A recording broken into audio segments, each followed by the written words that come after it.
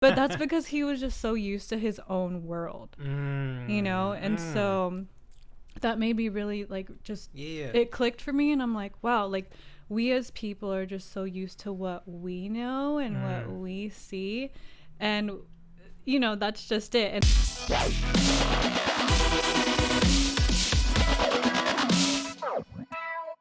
And welcome everyone back to the podcast. We have a great guest, which is again, she's arrived, she's back from the dead, Samantha Sherwood. Guess who's back again.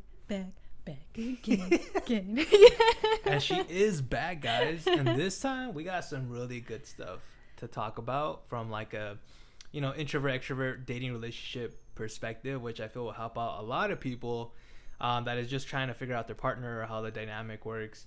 And I just wanted to ask you, babe, how hard is it to like date an introvert like myself? Oh gosh. I think at first I would, cause you're so like, you can come off as like super serious. So I remember the other day we were watching a movie, and you were just watching the movie, and I was asking a lot of questions, and I was thinking like, babe, are you mad? Are you serious? Are you tired right now? Are you in serious mode? And I thought you were mad at me, babe, because you were just like super serious and into the movie. But yeah, I think at first it was difficult because my personality is so outgoing and bubbly and like just expressive. And so I think with me being that way, it's kind of like it's different to see you just be totally opposite. What was it that I was like listening to, I don't know, it was like a Korean person talking about how they were, it was the podcast we were learning about seven figures. Do you remember? Last week he was just like, like I grew up in Korea, and when I went to America I saw this like was it Chicago Bulls, babe? He was in Chicago, from Chicago. He was a tall, like really dark-skinned basketball player who played for Chicago Bulls, and in his perspective he was just like, I've never seen a really dark Korean before. But that's because he was just so used to his own world, and so that made me really like just it clicked for me, and I'm like, wow, like we as people are just so used to what we know and what we see, and that's just it. And so for me, like stepping into your world by being your girlfriend, like it's different and it's totally new, because I'm expecting you to be just like me, but when it's not that way, I'm questioning it, like, is he mad at me? What did I do? And is he happy right now? Because like there are times where I can see you're happy, but like there are times where I'm just like, I wonder what he's thinking. Or just getting to know you over time, I'm like, oh yeah, he's not showing it, but he's irritated. Or like you'd be straight faced like, oh, he's not showing it, but he's actually really happy and encouraged right now. It's crazy because I was thinking, like, even going back to your mentioning, just for people listening, it's like she was talking about is like a Korean guy basically being born in Korea and then come over here because basketball was big for him over there in Korea. But the gentleman he was talking about is like, oh, that's a really dark-skinned Korean, and he has the number 23, which if you're a basketball fan, you know that is Michael Jordan. And so like she was saying that's his world, and she's tying that into like, you don't know much from what your perspective is until you kind of look into someone else's, because like she was mentioning, me being introverted, I am a little more reserved, more internal. Like I'm kind of like, I tell her like a Dell computer, I process things very slowly, but in a good way. Once you realize like, I can be outwardly expressive, just not as consistently, because I don't have that kind of social battery, to say the least, to continue to have that. Versus you, babe, you kind of have that energy consistently sometimes of like, man, how does she continue to have that? And you're sharp in the social situations because you have a longer battery, and that's just how I view it in my world, right? But also just even from you, I can notice too, like, oh wow, she's really sharp in a lot of areas that I'm weak in, speaking about different worlds, relationships. And I'm thinking like, wow, there's a lot of great things about you that is just like, wow, I wish I was more on the extrovert side, you know, because you're able to last longer in conversations, talk to people, be able to be more relatable.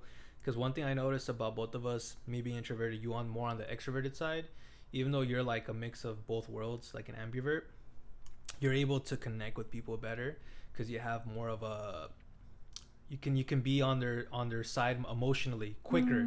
Like for me, it takes like, if I were to sense people feeling sad or this or that, I have to read the outward expression first, and then I process what they're feeling, then I can connect. But for you, you're like quickly connected to them, which is a great gift. I'm so sensitive.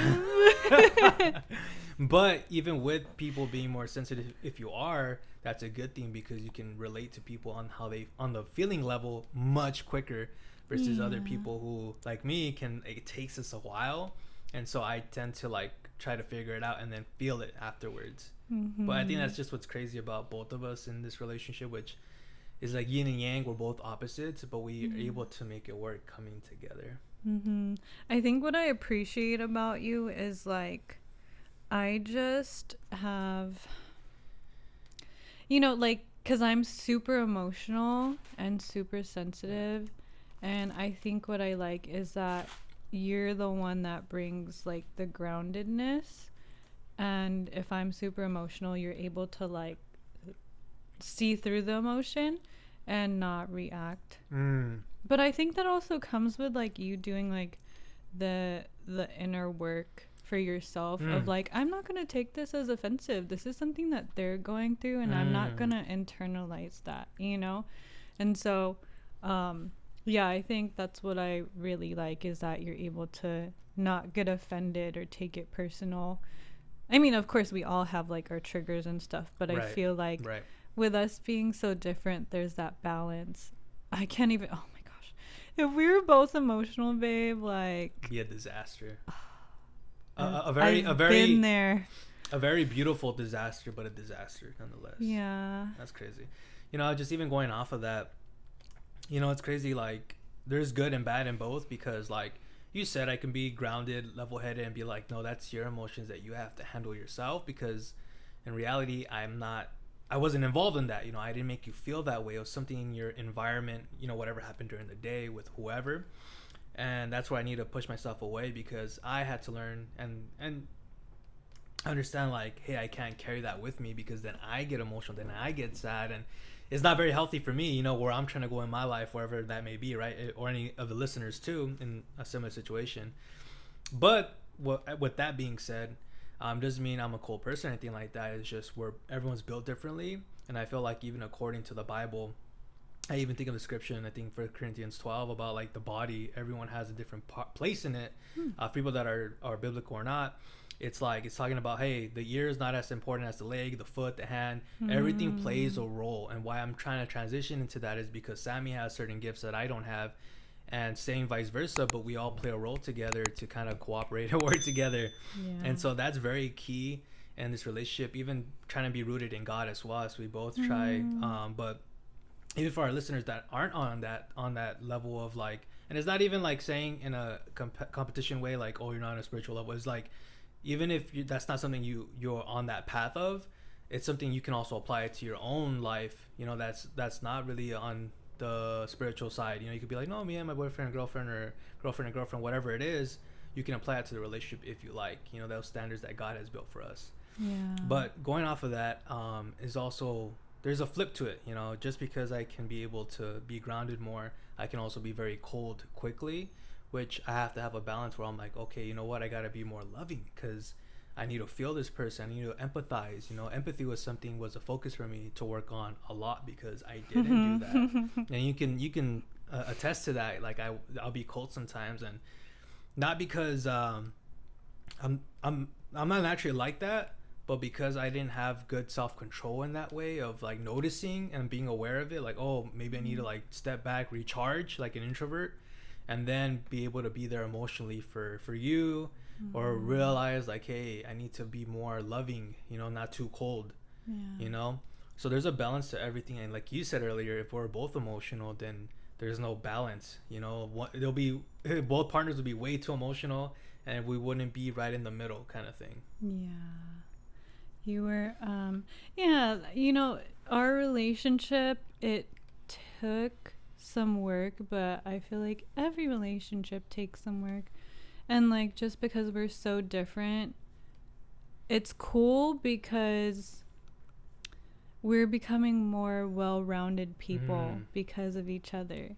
And that's just so beautiful. Like, Yeah. just in the beginning, like you were saying, you didn't have like the same Yeah. empathy, but over time, like in being in a relationship with me who's like super sensitive, you've seen like, oh shoot, like I need to be more gentle in the way that I speak, or I need to really understand what she's feeling, and Yeah. um be there, but like truly, like you just learn to be more gentle and sensitive, and that's so encouraging, babe. I'm happy about that. No, and I definitely just for people listening too, like I was able to learn to empathize because of Samantha, because of you, babe, because I saw your example, you know, in our relationship. I get to see how you conduct yourself and behave, and I'm like, man, maybe I see myself and reflect and kind of be like, man, maybe I'm too mean, rude. Maybe I need to be softer with my words. You know, it could come out very strong for people, and I don't want that. And like you even said a few times, like you're not that person that's just trying to be I don't know, too dominating or whatever. It's just like sometimes the way I word things, the way I grew up, wording things very strongly, coming from harsh, yeah, from a background, because I dealt with that harshness and that language, and I thought that was okay. And so that's where I was wrong, and I had to rework that, and not wrong, but also find the balance. There's times to be strong with your words, to maybe push people to be better, the best themselves, or maybe say like, hey, you shouldn't do that, that's kind of like not good, you know, like warning people. But it's not all the time. There's a balance, you know. There's time to be firm, there's time to be sweet, gentle, and kind with your words, you know. And I learned that from you, and I feel like both of us coming together, there's a time and place for certain things we say, you know, and the tonality of our words. But yeah, you're right. I think if I could go back to the extrovert thing, is like I remember, you know, starting to date you, I was just like, man, it's like, this is what I thought, guys. Like, why can't she be more like me? Kind of like more like level headed. Why she have to be emotional sometimes? But that's me understanding that's how you were built. Yeah. And then you can say the same thing about me and saying there's some drawbacks to this guy because he's just so strong or serious or mean. But then it's like, no, maybe in certain situations we're both like that.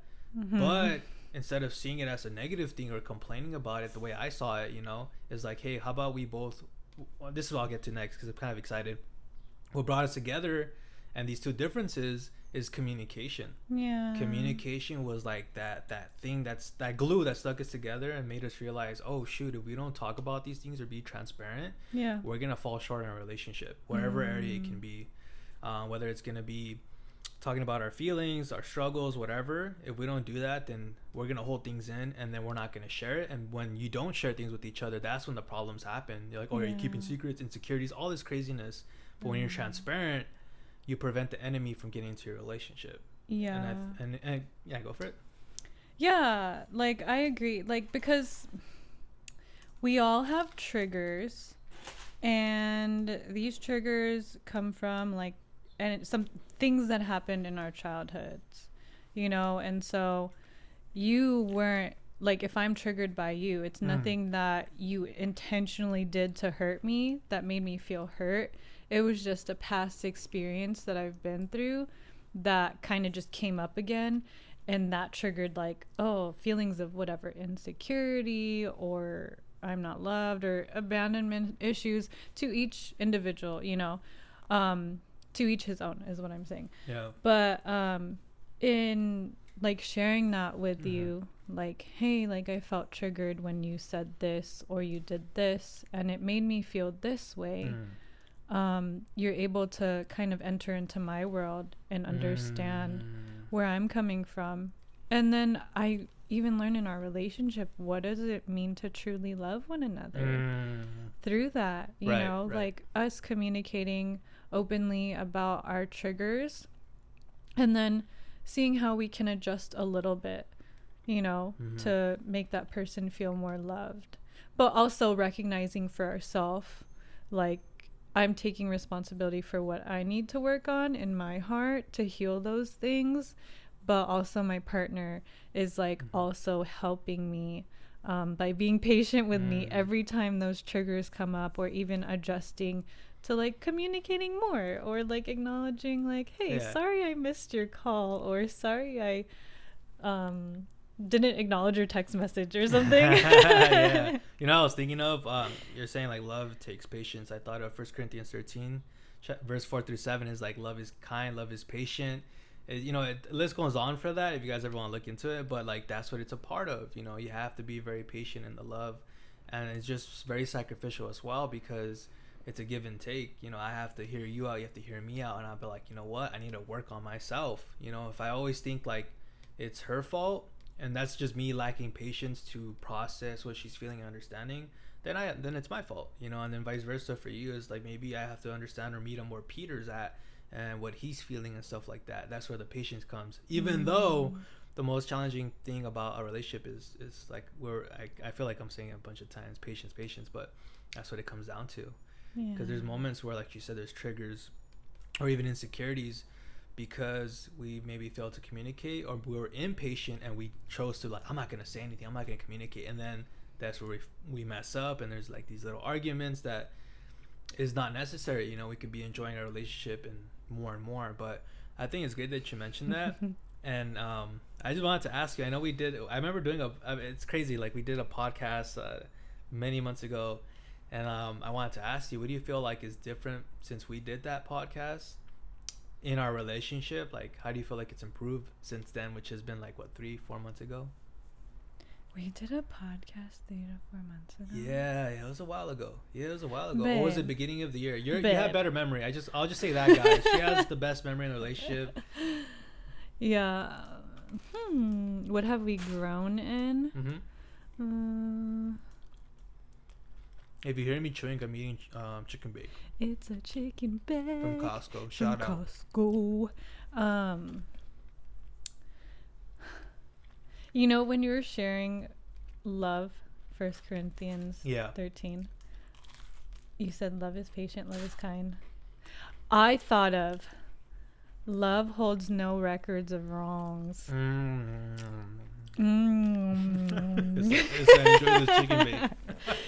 And I think that's what I've been constantly growing in. I feel like forgiveness, because I think for me it's easy to want to hold on to something for maybe far too long, and that's a work in progress, but I think, you know, that's something that I'm growing in. And even I can only speak for myself as far as individual, but grace, I feel like I've been learning so much grace in this season, like this whole year. Grace, I'm receiving grace. Receiving the grace that God has given me so that I can have grace on myself for not being perfect, because I'm a perfectionist. And then allowing myself, because I've accepted and received God's grace, allowing myself to give grace to others. You know? And man, I've grown a lot. It's still a work in progress, but yeah. What about you, Ben? Yeah, I think I'm perfect, so I don't need to like work on anything. Maybe I think I'm perfect. No, just kidding.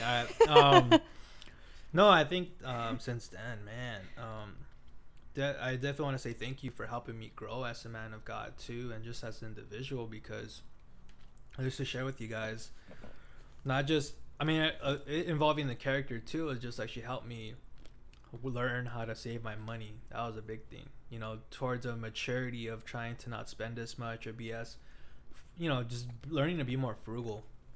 And that was like a story of its own and battle, because I had to reflect on myself, work on my character. Where did this insecurity of having to spend money come from, this bad habit? And it was deeply rooted, and I don't mind sharing, with my weight, you know, it had to do with shoes a lot, you know, and buying that because I wanted people to focus on my feet more than myself. So they'd be like, oh, look, it looks good. But reality is I had to work on my own health and all these other things. But just to be transparent with everyone listening, but from there, that was where the money issue was at, the spending and all that. But then after that was kind of helped thanks to Sammy and her listening out to me and helping me, I realized kind of she was talking about was grace. Even for me, I had to realize that expectations, you know, like in the sense of like, hey, don't always expect things to go the way I would want to, because when it doesn't, because like we know that God's in control of everything. So if I think this isn't go as planned, then I'm technically saying that I'm God because I'm in control of this, or this isn't how it's gonna go down. But when it doesn't happen, I'm just sharing with you guys, I get disappointed, and then it changes my emotion a little bit, right? Because I wanted it that way, and that is a little bit having to do with control, being controlling. I feel you. Yeah, so I learned to finally, and I'm so grateful to God and just people in my life, just helping me realize, hey, you don't have to be in control of everything or think you have control of everything. It really is about going with the flow. And the scripture that helped me and that I love a lot is Matthew. It's either 6:33 or 34. Basically, is Jesus talking about, hey, tomorrow's not promised. And also he says, how can anxiety add another hour to your day, right? And the reason I'm bringing all these things up because it has to do with what I said earlier with wanting to be controlling. I want things to go my way. And when you have that mindset, it's because you have something to look forward to, but also you're setting up, like, there's an anxiety, something pushing you to get towards that goal. And when you don't meet it, you kind of self-destruct a little bit in the sense of emotions. You didn't meet expectations. You're disappointing yourself, and that's where it came from for me, anyways. And maybe people listening, you might relate to that as well. But that's where that controlling aspect came from. Was I was so worried, and I was so wanting things to be planned out the way I want to. But I can't even predict tomorrow. I don't know if I'm gonna wake up tomorrow. And I just think of a song by Pod, Payable on Death. It's called Alive, and it's always saying every day is a new day, grateful for the breath I take. Sorry for the bad singing, but the point is those lyrics is like, hey, every day is the opportunity, and you don't know when your last day is going to be, but make the most out of it, is what I'm trying to get at. And when I thought of that concept, the whole controlling thing and all these other expectations, they went away, and my anxiety was like super reduced. Like I don't think about it as much because I realized, well, it's in God's hands. And I should just enjoy my day because I don't know if it's going to be my last day. So make the most out of it. And whatever happens tomorrow, whatever I plan tomorrow, let it play out. I don't know what's going to happen. And don't be disappointed because I don't know if I'm going to wake up. You know, and that changed my mindset a lot. It changed my perspective and the way I treat people and the way I act and behave. And the way I treat my time with loved ones, you know, because you just don't know. And so I know I said a lot out of what I was talking about with control and all that and expectations and how what I grew in. But definitely gratitude was something that came out of the whole situation of spending money. Oh, sorry, that was my pug Lambo. If you heard that sound, what do you call it? You know, spending, being controlling, expectations, and things, and little things in my life, a job, whatever.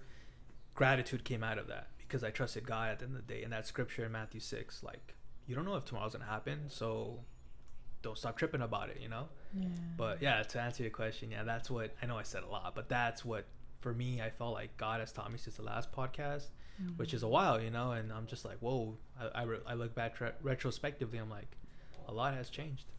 Yeah. A lot has changed. I'm thinking about, like, even how, you know, in us being so different, like, just going back to that, like, you've been through a lot and you've persevered during the tough times of not having a job for like a whole year through the pandemic, and that's crazy. Yeah, but I think in seeing you go through that, I've learned, I mean, this is something that where, you know, I think I lack in is like that perseverance, because I can dwell too much on my emotion and I can get too stuck. Right. And so you persevere and you're able to get back up and not let your emotions get to you. And I think that's super cool. Like, I know you shared, like, it was kind of hard to like overcome that each day whenever that would hit. But yeah, you inspired me in that way. But I also wanted to say, what did I want to say? But I could speak on the persevering while you're holding on that thought. Yeah, It's like, maybe it'll come. yeah, it's okay, it happens. But yeah, with the persevering, like I just give all glory to God for that because it was tough. All I had, honestly, like what my girlfriend was saying is like 1 year of being on unemployment, and I wasn't happy, guys. Like it was tough. Like sure, the first month and a half it's great, you're getting money, but then it's just like, dude, like what am I doing with my life? Like I feel like a bum on unemployment. And yes, we're going through a tough time, don't get me wrong, like COVID, but the longer you're on it, the more depressing it gets because I'm not earning my money. And for me, that's me personally. I don't know how it's for everyone, right? But it was like a psychological like crazy game with me because I'm like, it sucks being here trapped in, and COVID and the restrictions and this and that, being locked in. It was tough. You add that on top of it. All I had, guys, was the hope that God is with me and I'm gonna get through it because He has something so exciting for me that I don't even know what it is, but I'm gonna look forward to it. That sounds crazy, but that's like, you could say that's blind faith, and that's what it is. That's what faith is ultimately. It's like takes a step forward, being blind. You don't know where it's gonna go, but you take that risk anyways. Right. But that's what perseverance for me, honestly, is. Thanks to God, I was able to get through that, or else I would have been crushed. You know, because it was there were times where I was depressed for the whole day, and yeah, you could be on unemployment, get money, but if you're depressed and you're like at home most of the time because of the pandemic and COVID, it's hard, even harder. You're like a bird trapped in a cage. Wait, you were depressed? I did not know this. I did not see it, babe. See, that's the thing. I don't know what you're feeling. Yeah, it's crazy, guys, because it's funny how she's saying that, but like she said, I'm not someone that's like too expressive with depression. Like I hide it inwardly so I don't let my loved ones see it. Like I don't want my emotions to affect you, babe, or anything like that, or my depression or my sadness, because I don't want anyone to feel that either. I don't want to give it to anybody. So I try with God to because He's the only one I can go to handle these things and process it. And so that's why it's just, you're like, oh, what? I didn't know that. It's because then that tells me that I did a good job of processing it with God versus going to you and getting a need from you, if that makes sense. I get it. But I think in those times, honestly, like I think about the Bible scripture of where you carry your brother's burden, but you don't carry their load. And so that's why God, like, I think it's so great that you went to God during this time, but in those moments where we tell our brother or sister, right, of what we're going through, we're able to carry the burden with you, help in any way that we can, practically, right, but also provide the emotional support, because that's what draws people closer to each other. You know, just that community and and so and it's to say too, like that's very important too. And there were times too where I got lucky, I will say that, where people will randomly ask me how I'm doing. And when I say people, I say like a very few, low number, like below 3 people checking in on me. Shout out to Eli and my other friends out there too, that check in on me. But yeah, it's like stuff like that that's important, because like you never know, like just check in and just say one word or whatever, but sometimes that also helped me out, you know, because me being introverted too, sometimes it's hard to go to people as well. I'll say that's a drawback too for me personally. Doesn't have to be all introverts, but so just saying, like sometimes that for me is to go to somebody, right?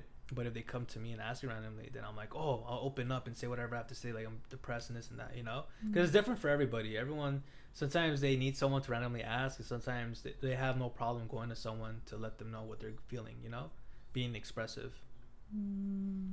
So everyone's, you know, it's different for everybody kind of thing. But yeah, you know, just looking back at what we were talking about originally was perseverance.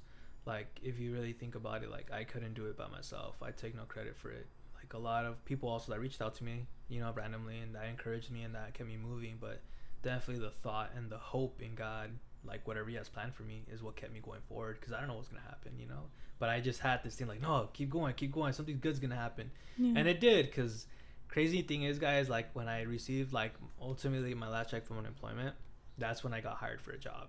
And I was just like, whoa. And it was and I love where I work. It's a healthy environment, and it's great. And so I couldn't ask for anything more, you know. And so there's always a plan for everything. And even now, getting back on the boat with doing the podcast and with you, I feel like I've learned a lot. And so like perseverance is important, because you can't call it perseverance unless you suffer. You know, you have to suffer, then you can call it perseverance. You went through a hardship, and that's how you learn the most, is when you go through hardships. Whether you're going in debt, you're broke, whatever. If you're in a tough situation where you have to grind and overcome something, then you're persevering. Yeah. But if you don't even go through that, then you're not really growing in your character, because you're not going through tough times that test you. So true. Like an exam, you know. If you're not tested, then you know it's tough to say that you persevered, you know, just to say it. I was thinking of another word, but it's pretty strong, but I'll say like you're a salsicha, like a weenie. But then anyone can be a weenie, you know, when something is a really big test for you. But that's where we go to God, you know. Yeah. I just thought of SpongeBob with Winnie Hood Jr. That's why I say salsicha or weenie a lot, to describe something of like, yeah, but it's just me being silly, guys, and being a dork. But yeah, you know, like don't be a Winnie Hood Jr. Like, take on that suffering, you know. And so like it's just one of those things where we have to like go through suffering to get better in our character. Were you ever able to collect your thought? You had it like no, like 3 hours ago. That's okay. I'm just kidding.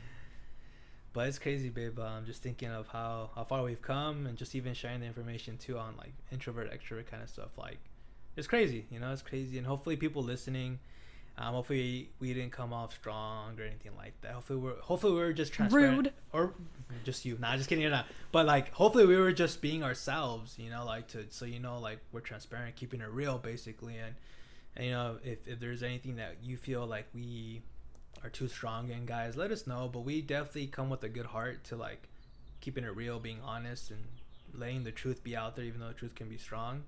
But definitely just want to say thank you guys for listening to this podcast. And again, check out Sammy's Instagram as well. I'll put it on the description if you ever have questions for either of us on this topic and other things that we've covered. But it's been fun doing this with you, babe. Any last words for this podcast? Oh my gosh, I want to do this. Okay, Peter said that, okay, I got this black garlic because we were at Costco and it was so busy. I don't like going to Costco on the weekends. But we always go to Costco on the weekends because we just got to get our stuff. Anyways, I got this black garlic because my old roommate told me that her friend would eat this black garlic by itself because it has a lot of nutritional benefits. And so I was like, hey babe, do you want to try this black garlic with me? He's like, no. And so now I want to challenge him to do it on camera. Babe, you gotta give the viewers what they want to see. Or what I could do is just edit this whole thing out. Nah, just kidding, babe. I'll get it. Okay, we could do this I'm losing motivation, babe. Just the quicker you pass it to me, babe, the quicker I can you have to take in the smell. Okay, I don't know about you, but like for Asian people, for Filipinos, we love garlic. So there's never too much garlic. You can never have too much garlic. Babe, smell this. What, is it expired? No, it's born that way. Ooh, that's strong. That's so do I just take a whole bite? Looks like a brownie. So you don't eat the skin. You eat the inside. I'm gonna lick it, right? Okay, we'll get the focus on you first. You just gotta eat it all. Just put the whole thing in your mouth. I just had to give it a kiss. The whole thing in my mouth? Yeah, but not the skin. Okay, all right. I'm gonna peel take it. All right, here goes nothing. 3. All right, I'll look at the camera, guys. Just there's camera. My bad. All right, I'm ready. All right, count on. 3, 2, 1. Chew, chew, chew, chew. Babe, it's good for you. Sometimes we gotta do things even if they're not the greatest experience because it's just good for you. Whoa. Okay. Was it good? I can do it. I'm gonna lie to myself. What I'm eating right now is a plum. It tastes like a plum. I'm just gonna lie to myself. Look at that. That's huge, guys. Okay, no, I'll do it because this is my first time. For a piece of garlic that alright, just to show you guys. Oh. Okay, I'm going to do it now too so you guys can see my reaction. It's the black garlic challenge. That's gross. And that was 100 calories. That single thing was 100 calories. I'm so mad. I could have had a slice of pizza. There's garlic on pizza. You know what? This is not that bad. Tastes like a plum, honestly, towards the middle of it. I thought it would be like What is it? Super pungent.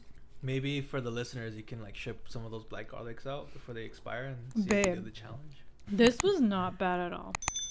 It was pretty bad. Really? Guys, I just want to protect you guys. No, it's not that bad. I mean, I did taste the garlic, but I was like, what the heck is this? So literally, you guys just like, as you said, Filipinos, they just eat a lot of garlic, like straight up garlic, just put it in their mouth. We don't just eat it just like that. But if we're making like a cuisine. It sounded like it. Okay. Like a dish. I would ask my mom, how much garlic do I put? And I'll be like, okay, I think 3 cloves is enough. She's like, no, put the whole thing, the whole bulb. And I'm like, okay, that's a lot of garlic. But garlic is bomb. But no. Okay. I'm surprised that it didn't taste more garlicky. It tasted more sweet. So I was expecting like more garlicky. You're expecting me to die with more garlic? Yes. I can only handle so much of that garlic. It was cool, guys, but I doubt. I mean, it's okay. It's okay. I'll say enough.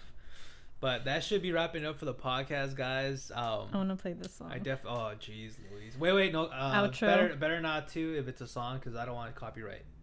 Yeah, just for people out there listening or future guests wanting to come on. I'll just sing it. Yeah, sorry, I don't have that kind of lawsuit money. Bullet.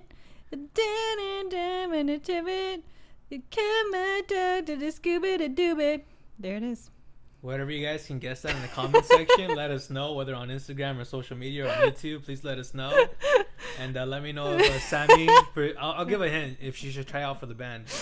All right, y'all. That'll be wrapping it up for today. Till next time. Peace. Bye.